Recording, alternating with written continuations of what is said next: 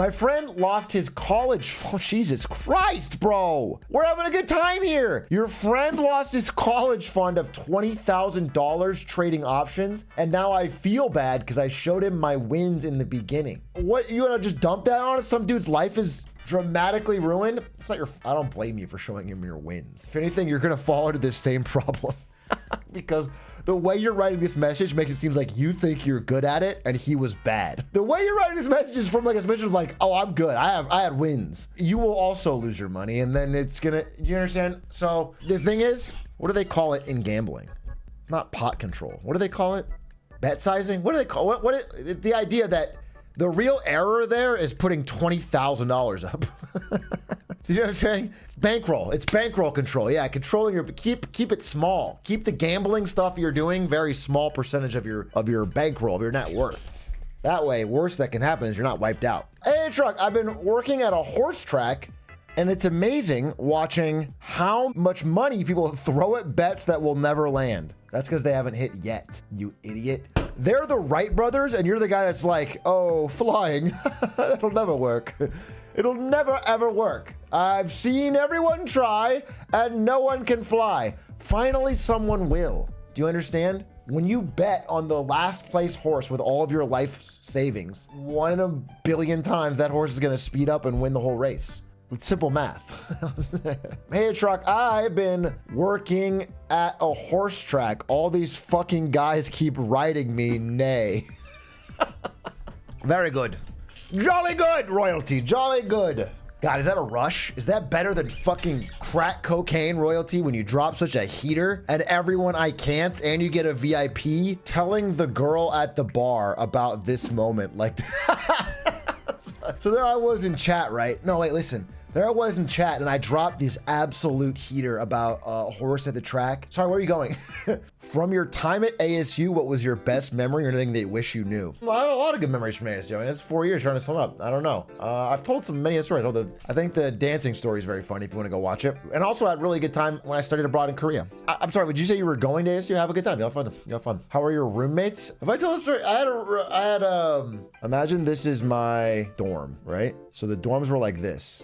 It was 4 to the dorm. So it's like person 1 here, person 2 here, person 3 here, person 4 here. This is a bathroom. It was like an H. And so you're sharing with, I was 3. I was sharing with this guy in 4 and we had a real bond. Okay, we became fast friends. These guys were a little bit different and we didn't like them as much. So even though they were our roommates, we didn't get along as well with these guys. But it was fine, you know, it was okay. We just didn't hang out as much. We didn't like, whatever. This is a long setup for a story. That one day, I think I came back to the dorm kind of late and 4 wasn't here and 1 wasn't here. And I thought number 2 wasn't here. So I'm just sitting around and then I walk into the bathroom and number 2 is in there completely naked. Not really sure why. And I don't really want to be, I'm just going to keep it classy, okay? He's not erect, okay? So he's not jerking off, but he is completely naked. He sees me and he's shocked. I mean, again, he could have been shaving. He could have been getting ready to take a shower. I don't know. I've never followed up on this, but I come in there and I'm looking at him just dead on, fully naked. All right. And instead of covering himself up or saying something, or us just 2 young adult men being like, "Hey, what up, bro?" You know, I'm okay. We both kind of freeze. And I'm looking at him, and then he puts his hands up and like starts jumping. He's like, whoa, whoa, whoa, whoa. And like jumps, like bunny hops backwards out of the room, which again causes everything to bounce. This is very odd. I want you to know this is very odd. This is not like a normal response. So it's all helicoptering, you know? That is essentially it. I mean, he backwards long jumped out of the room. I said, sorry, bro, and I shut the door.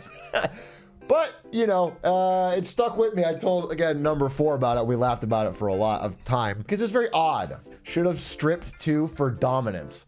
I don't feel like I had the underhand in that situation. Number 1, I heard about this, but wasn't there for this, thankfully. Again, number 4 told me about this. Number 1, apparently, he would get hammered the most. This guy was a real drinker, like a real bad drinker. He didn't go to class. Again, freshman year, I didn't play League of Legends yet. Back when I was trying to like be social. This guy drank a lot, and apparently he shit in the shower right here. He came back drunk one day, shit in the shower, caused a lot of disgusting, and this was a big thing to deal with and very nasty. No, I don't think he did a shower stomp. I don't think he mogged anyone with that. I think it was really disgusting, but he did do that. And both those guys, I'm sure are, oh wait, last thing. Number 4 here, the guy I was close with, he was a mechanical engineer for all of freshman year. Okay, and he fucking hated it. Just absolutely hated it. This dude, I'm gonna be honest with you, more Henry Cavill-like than me by a lot. He's a bigger guy. He is fit. He was really fit, but he would sit there studying over his notes and just fucking wanting to kill himself all day. And so by the end of freshman year, I think at the beginning of sophomore year, he switched to, like, if you want to be a trainer at a gym, what is that called? Kinesiology, maybe. Kinesiology. Yeah, kinesiology. He switched to that. And I will say this. I don't know how it all ended out for him, but he was already a fit guy. He got way fitter, which, I mean, I think by sophomore year, when we no longer lived together, dude was probably one of the fucking most chatted up guys at ASU. I swear to God, that guy was fucking ripped. And he seemed happier. He seemed a lot happier. We hung out obviously less after sophomore year because I got super into League of Legends. We hung out, so I think it worked out for him. I don't know how it worked out with all the money because I know mechanical engineering is pretty good, but you know, he's a lot happier, so good for him. First time chatter, L Mustache. You don't even ever been here before. You've never said one other message in your entire life. You've decided to come in here and comment on my mustache. Is it a problem? What brought you here? I guess I would say, what caused you to stop in? The reason, if you must know, that I'm wearing this stash is because yesterday I watched Mission Impossible Fallout as part of my continued thing to watch all the Mission Impossible films.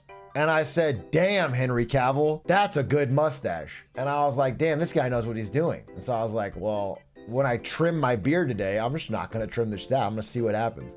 There's also a part in the movie, which I don't know if you've seen, where he cocks his muscles like they're guns.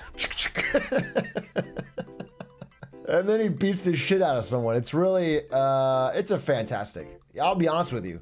I'm a man who changes his take sometimes once I receive new information.